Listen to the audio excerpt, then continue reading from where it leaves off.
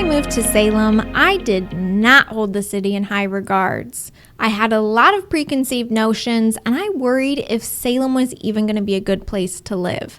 I even went as so far to say that I thought it was going to be boring. But after 5 years of living here, I can now tell you that not only do I love the city of Salem, but I love sharing everything I've learned with others who are discovering Salem for the first time. This video is all about my top 10 favorite things to do in and around Salem, but more importantly, I am hoping to create a guide of some sort to help direct you in your own discovery of Salem. My name is Clarity Odd, and I'm a local real estate agent here in Salem who specializes in relocations. Just like you, I relocated to Salem, and now I get to make videos all about this amazing city for you, my future clients. If you want to work with us in the home buying process, go down to the description of this video where you're going to find all of our contact information. Reach out so that we can help you. I just have to come out and say it. One of the biggest concerns that I had about Salem before I relocated here from Portland was the idea and terrible thought of being bored in a small town. My husband and I used to live in downtown Portland on the waterfront, and we were very, very accustomed to the hustle and bustle of the Portland city and being able to open up our front door and walk to our favorite restaurants or hop on the streetcar and walk back home. And because of that lifestyle that we had before we relocated to Salem, I had a lot of concerns about the slower pace and the smaller scale of Salem. And honestly, I thought I wouldn't fit in. I thought I'd be bored and that there would not be people like me in Salem. I understand the position that you're in right now. You're either facing the decision of, oh shit, you absolutely are relocating to Salem and you are scared out of your mind, or you're researching Salem and trying to figure out if it's actually a good place to live. But whichever camp you fall into, this video is going to help you better understand the day-to-day activities and what you can actually do in and around Salem. I've created a whole entire free Google guide that you have unlimited access to. After the end of this video, I want you to go down to the description and click on the free Google guide to my favorite things to do in Salem. Everything that I talk about on this list, you're also going to be able to find on that Google guide. Okay, spiel over. Let's jump into it. I'm going to start with my 10th favorite thing to do in Salem and work my way down to my mostest favoriteest thing to do in Salem at the end of this video. Number 10 on the list is going to the Oregon coast and hanging out at Cape Kiwanda. This is about an hour and 20-minute drive from Salem, but in my opinion, this is the best place to hang out on the Oregon coast. You're going to want to get yourself a burger and french fries at Pelican Brewery and then go walk down to Pacific City Beach. This is by far the coolest beach on the Oregon coast because you're going to see a mix of people running up and down the sand dunes, but also fishermen when they come in after their morning fishing. They're going to drive their boat right up onto the beach. The only other place I've ever seen this happen is Costa Rica. If you've been there, just imagine that, but you know the water's not as warm and it's windy and everyone's wearing puffy coats even though it's the middle of summer, and voila, you're gonna have a perfect idea of what I'm talking about. When my husband and I discovered Pacific City Beach, it was by complete accident, and we had so much fun just watching the fishermen and people tumble down the dune. If you're wanting to go to the Oregon coast, whether it be Pacific City Beach or anywhere else, if you're going during any other time besides summer, you are going to want to bring a very warm jacket and a hair tie for all my babes out there, and also a raincoat. Number 9 on the list is checking out Silver Falls State Park. Silver Falls is about 30 to 45 minutes outside of Salem, and its closest city is actually the town of Silverton, which is worth checking out on its own as well. Silver Falls made the list because it is a gorgeous area to hang out and be in nature, and will provide you with an excellent excuse to bring a picnic full of donuts while you sit in front of the waterfall. That is oddly specific, and now you know my favorite way to enjoy Silver Falls State Park. This is one of the many state parks that we have around Salem, but this one made the list because you really can go any time of year. And some of the other state parks we have, they just aren't as pretty when it's raining and gray. A lot of the walking paths in this park are going to be paved, so you don't necessarily have to get wet and muddy if you're going in the winter time. This is a great park for all ages and all hiking and walking abilities. I am somebody who is a self-described lazy hiker. I am not one to hike very strenuously, and obviously I like to have donuts at the end of my hike, so I think that gives you a pretty good style of, I don't know, how not intense the hikes are that I endorse. Silver Falls is great for a lot of reasons, but there are so many different waterfalls that you can choose from. There's not just the Silver Falls waterfall. There's actually a lot of other ones too. But do be mindful that if you want to go down the hill and check out any of the waterfalls up close and personal, you are going to have to hike back up that hill. So don't say I didn't warn ya, but also bring donuts so it motivates you to get back up that hill. If you're liking this video so far, give it a thumbs up and go down to the comments and tell me what activity you're looking forward to the most. Number 8 on the list is having a cozy date night at Cozy Taberna. I will be the first to admit that Salem is severely lacking in its restaurant selections. I do feel like the city of Salem is progressively getting better and better food and restaurants, but I still feel like it has a long way to go, especially because Portland is so close and the caliber of food that you can get up in Portland is just fucking astronomical. When my husband and I go on date night, it is more often than not that we actually end up going to Portland to check out some of our favorite restaurants, because that's just how sad the restaurant scene is here in Salem. I just can't sugarcoat it. It's the truth. I don't want to bash on Salem too much, so let me get back to talking about the good parts and my absolute favorite restaurant in Salem, because I do feel like it is a fair contender for any restaurant that you would compare it to in Portland. The Cozy Taberna is a really fun restaurant that is Spanish style and has smaller plates that you can share. They have phenomenal cocktails and all of their food is so delicious. The staff is pretty darn attentive and the service is overall pretty good. I'm talking about service because I do feel like the service that you get here in Salem, it is a little bit slower than what you can expect from a bigger city. So be prepared to come with your patience. There are a few other restaurants around town that I like to take my husband on a date night to, but I feel like you really wouldn't be missing much if you didn't go to those restaurants. Whereas Cozy Taberna, I do think it is worth going, and if you didn't, it would be regrettable. I have to throw this little bonus activity in because now that summer has ended and the weather is getting colder, it is just top of mind. If you are a tea drinking person and you happily would spend $6 on a tea latte, go check out Wabi Sabi. Wabi Sabi is my absolute favorite tea shop in all of Salem. I am very accustomed to going into tea shops. That's kind of what Portland is good for. I guess actually coffee, but it's the same thing. You know, you go to a cafe, you get either your coffee or you get your tea. Maybe you get both because you really like caffeine like me, but I digress. Go check out Wabi Sabi. My favorite tea latte to get is their amaretto tea. It's a black tea. It tastes like almonds. If you're a weirdo, it'll probably taste like cyanide to you, but it is so good. And it's actually $6.75, so be prepared to spend a little bit more and tell them that I sent you because I love them there. And although they know my name, I'm pretty sure it's just because I press it into, you know, my ordering online platform thingy. But I don't mind because I love it there so much. Coming in at number 7 on the list is going to hang out at Coin Jam.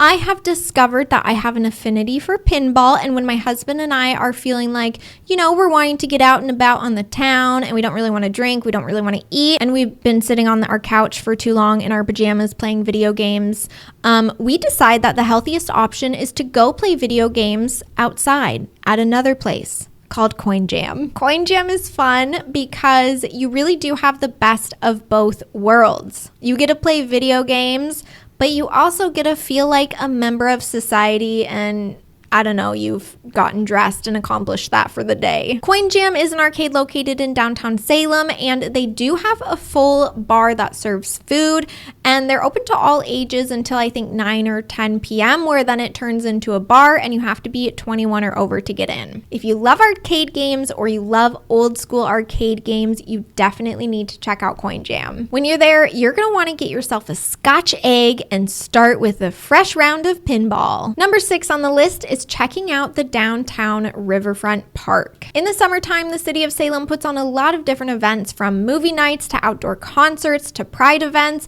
And so if you are in Salem during the summertime, you definitely need to check out the downtown waterfront. This park is located right along the Willamette River and is just stunning. If you have little kiddos, they're likely going to enjoy the splash pad or one of the jungle gyms that they have over there.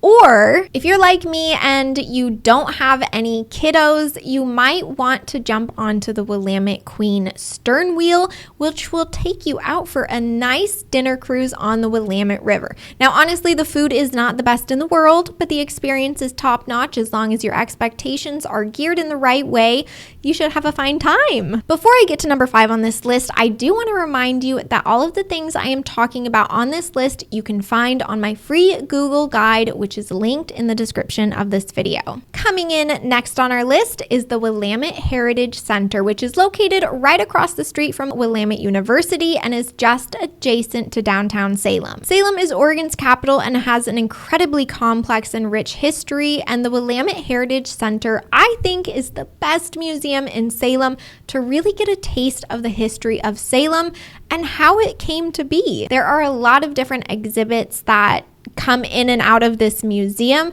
but there are some permanent ones like the Woolen Museum, which is exactly as it sounds, or you're like, what the fuck did you just say, Clarity? I can't understand you. Well, it's a wool museum, and that museum will walk you through the steps of how Salem used to produce wool as you walk through the old factory. Out of all of the things to do on this list, I think that this one is actually the most underrated activity to do in Salem. The museum really doesn't look like much from outside, and I think that people don't even really know that it exists, or they think it's kind of boring and not worth going to. This is a great museum for people with kids, or if you're child-free, it's a great date spot too, because you conveniently are located next to downtown, where you can then go to the cozy Taberna. You see, I'm already planning an ideal day for you. Number 4 on the list is just spending the day putzing around downtown Salem. Downtown Salem is really a destination, and there's not a lot of residential living over there. So you're gonna find that when you move to Salem, you will be driving into downtown to experience that urban vibe.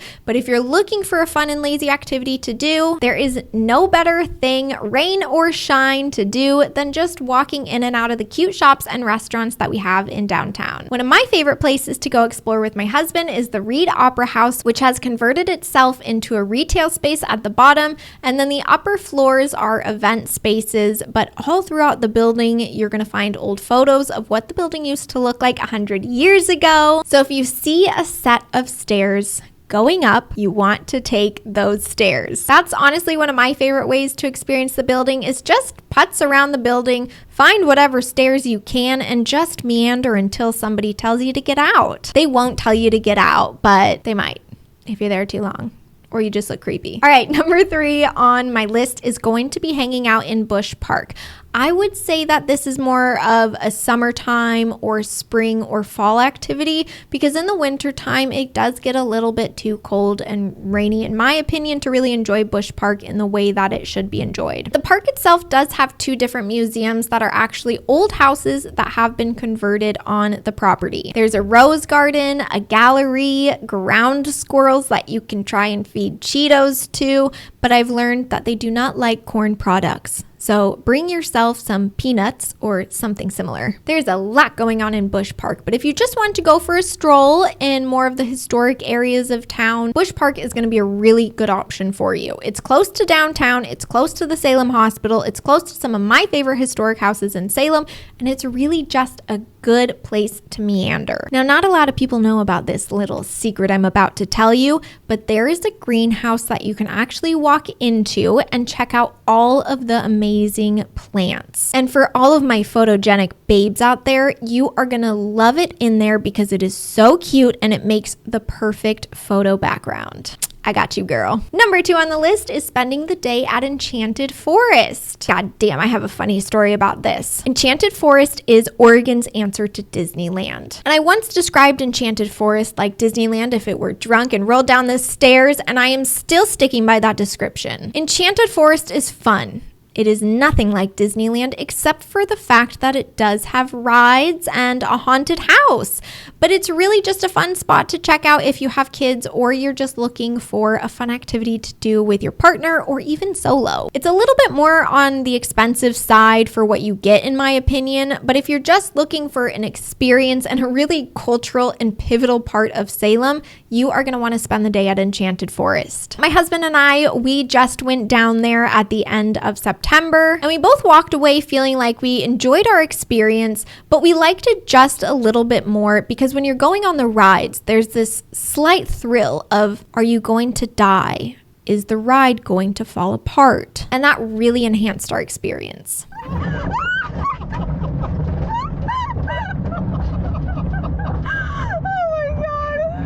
When my husband and I did just visit Enchanted Forest for this B-roll that you're seeing here, work expense, right? We were there during Goths in the Forest, okay? We got there. Picture this. I was in my pink jumpsuit, okay? Very hyper feminine. Sometimes I have those days. Sometimes I could blend in with the Goths, but not this day. No.